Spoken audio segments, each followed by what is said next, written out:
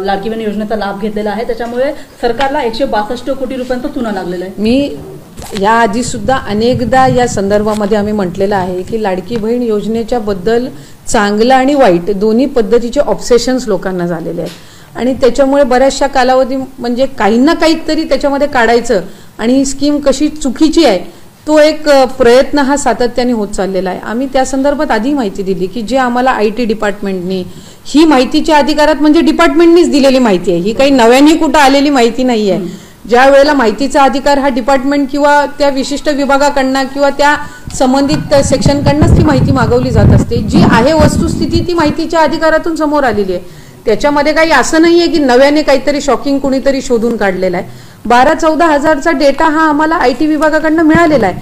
आम्ही त्याचं बायफर्केशन करत आहोत की त्या 12-14 हजार मध्ये अशा महिला आहेत का की जे जेन्युइन लाभार्थी आहेत पण त्यांचे बँकमध्ये अकाउंट्स नव्हते म्हणून त्यांनी त्यांच्या घरातल्या पुरुषाचा अकाउंट दिलेला आहे का, किंवा असे काही आहेत का की ज्यांनी दिशाभूल करून तो लाभ घेतलेला आहे का, याचं सविस्तर बायफर्केशन आल्याशिवाय आपण ते चुकीचंच आहे का योग्यच आहे अशा पद्धतीचा निकष त्या ठिकाणी काढणं हे चुकीचं आहे।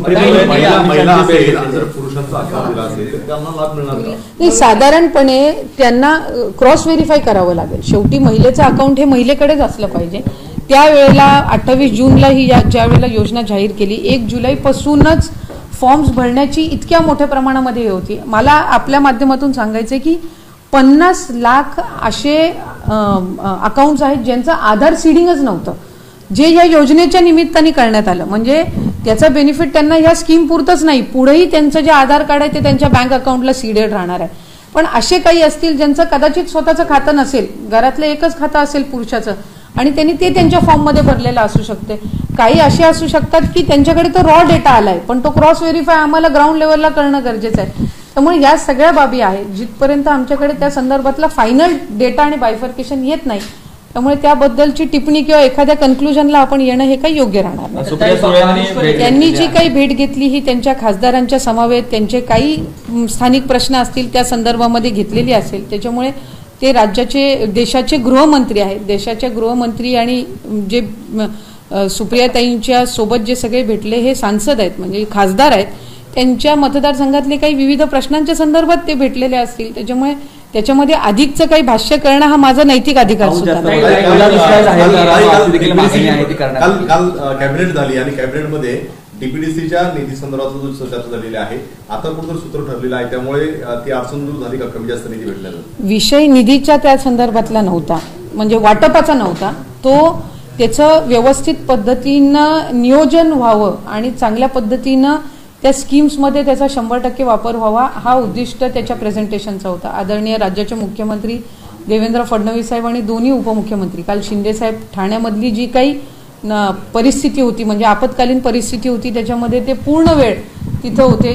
अजितदादा आणि बाकी इतर मंत्रिमंडळ आम्ही सगळेच त्या वेळेला कॅबिनेटमध्ये होतो, त्यामुळे जिल्हा नियोजनच्या बैठकीमध्ये अधिक लोकाउपयोगी कामं असतील, इन्फ्रास्ट्रक्चरची कामं असतील ती चांगल्या पद्धतीने इम्प्लिमेंट कशी केली जावी ह्या संदर्भातलं ते सादरीकरण होतं आणि त्यामध्ये काही सूचना या मंत्रिमंडळातील म्हणजे सन्मान्य मुख्यमंत्री उपमुख्यमंत्री आणि मंत्रिमंडळातील काही सदस्यांच्याही आल्या आणि त्यानुसार अधिक सक्षमपणे पुढच्या कालावधीमध्ये जिल्हा नियोजनचा निधी कसा वापरता येईल या संदर्भामध्ये आम्ही त्याच्यामध्ये चर्चा झाली।